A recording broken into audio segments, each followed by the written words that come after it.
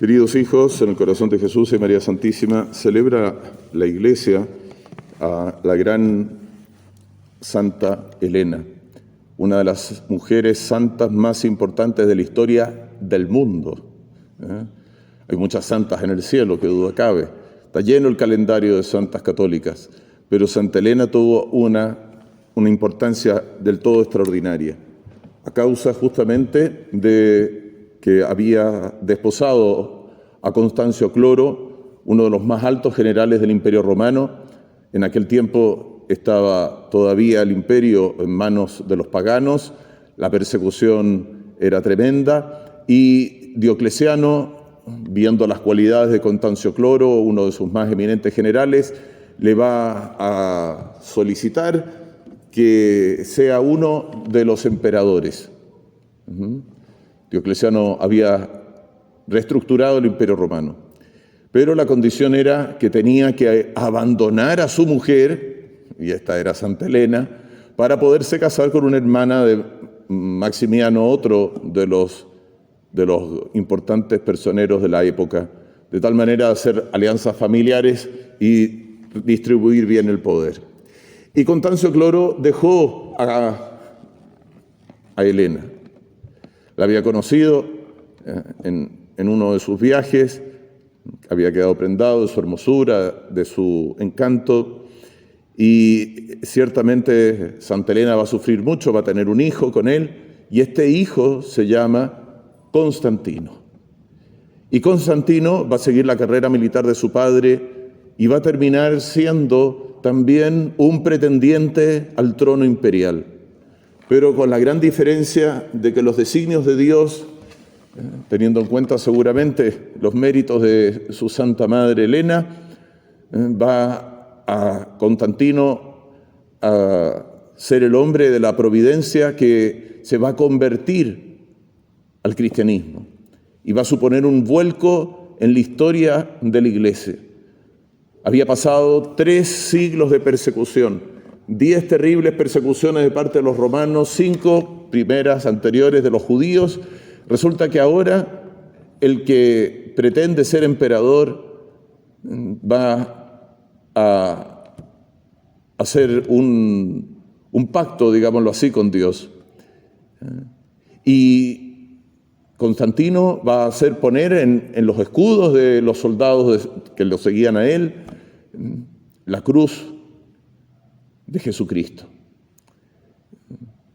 Y le va a dar la victoria y va a tomar posesión del imperio. Ya Diocleciano había fallecido, Constancio Cloro había fallecido, y Constantino, una de las primeras cosas que va a ser decretar la libertad de la religión. Ya no se perseguirá más a los cristianos. Su gran afán era que los cristianos tuvieran la libertad de asistir a sus cultos, a sus distintas actividades religiosas, sin que fueran objeto de persecución. Se acabaron las persecuciones para el cristianismo. Y cuando hablamos de cristianismo, obviamente estamos hablando de la Santa Iglesia Católica. Es el único verdadero cristianismo. Y Constantino, desde entonces, va a seguir un paulatino proceso de conversión, de compenetración de lo que significaba el abrazar la fe católica.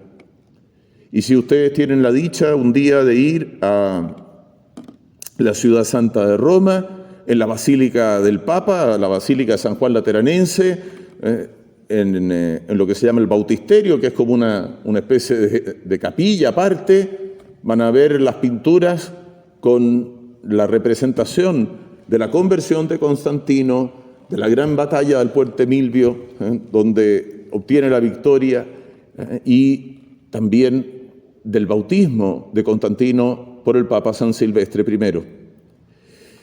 Y desde el momento entonces que Constantino se hace con el imperio y se establece la libertad para la religión cristiana, y ya no se molesta a nadie por sus creencias religiosas, es decir, Constantino prescinde del culto que querían establecer los emperadores paganos anteriores, Constantino va a comenzar paulatinamente a establecer leyes que van a ir ayudando a la sociedad a dejar las malas costumbres de los paganos. Seamos conscientes, en aquel entonces, en Occidente, los cristianos eran una minoría bien pequeña. En la parte oriental del Imperio Romano era una minoría, digámoslo así, respetable, pero en Occidente era una minoría bien pequeña. Y Constantino comienza con las leyes referentes al respeto del domingo, ya no se trabaja el domingo. Con respecto a los gladiadores, va a terminar con estas matanzas ahí en el circo romano, pan y circo, como se dice, ¿no? Que viene la expresión de la época del Imperio Romano. Ya no van a haber muertes de hombres con bestias o con otros hombres para satisfacer el ánimo de mundanidad que había entre los paganos, sino que se va a comenzar a tener un sentido muy distinto del aprecio hacia la persona humana. Se va a dejar de marcar, por ejemplo, a los esclavos, que no van a dejar de ser esclavos, pero ya no se los va a marcar como si fueran ganado. Y podríamos enumerar una serie de cosas. Y detrás de Constantino estaba Santa Elena.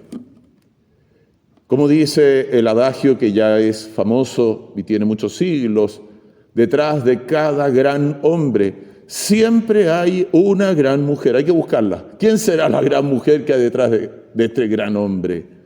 En el caso de Constantino era su madre.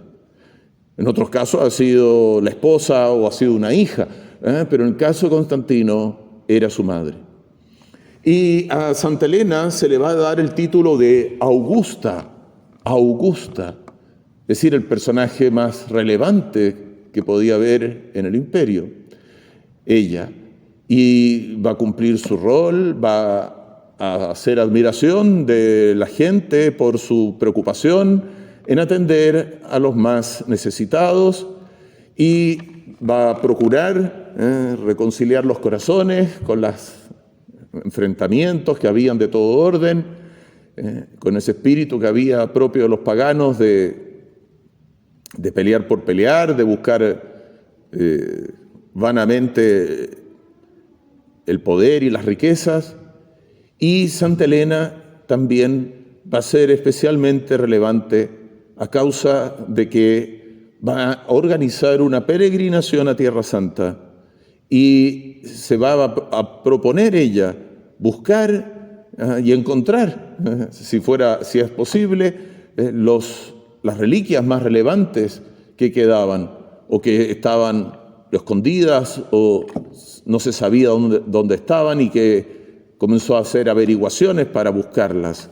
Y entre ellas justamente va a ser una cosa muy importante, que gracias a Santa Elena se va a encontrar la cruz de nuestro Señor Jesucristo, que se conserva en la Basílica de la Santa Cruz en Jerusalén, en la ciudad de Roma. En Tierra Santa, todas las iglesias cristianas, todas las iglesias católicas tienen la figura, la representación de Santa Elena.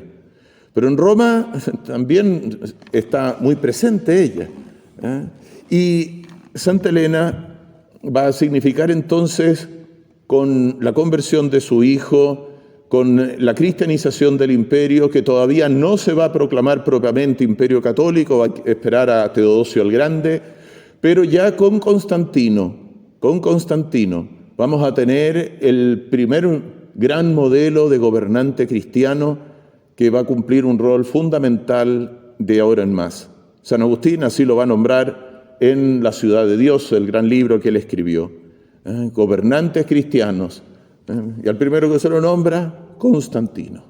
Constantino, que puso la autoridad que recibía de Dios, que todo aquel que gobierna legítimamente gobierna con la autoridad de Dios, la va a poner no al servicio de sí mismo, no al servicio de los intereses terrenales, como ocurre tanto con la política atea de hoy en día.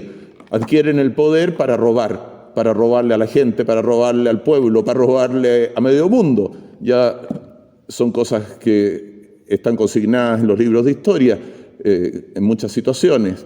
Pero Constantino va a poner su autoridad al servicio del reinado de Jesucristo, de la conversión del pueblo romano a Jesús nuestro Señor.